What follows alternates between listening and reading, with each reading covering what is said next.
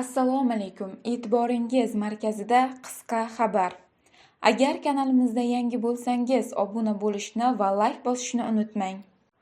Bola puli va moddiy yordam kimlarga beriladi? Kam ta'minlangan oilalarga moddiy yordam va bolalar nafaqasini tayinlashda ayrim o'zgarishlar bo'lishi kutilyapti. Nafaqa olish uchun onlayn ariza berishi mumkin bo'ladi. Nikohi bekor qilinmagan, lekin aliment olayotgan ayollar ham bolalar nafaqasiga da'vo qila oladi. Iqtisodiy ahvoli yaxshilangan oilalarga nafaqa to'lash to'xtatiladi. Ijtimoiy himoya yagona reyestri haqida.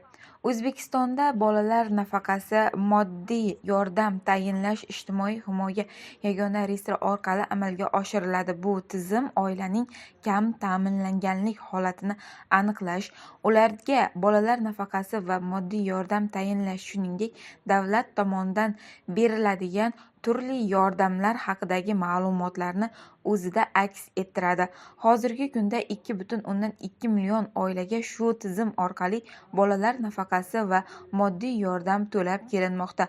Oilada 18 yoshga to'lmagan farzandlari bo'lganlar bolalar nafaqasini olish bo'yicha murojaat qilishlari mumkin.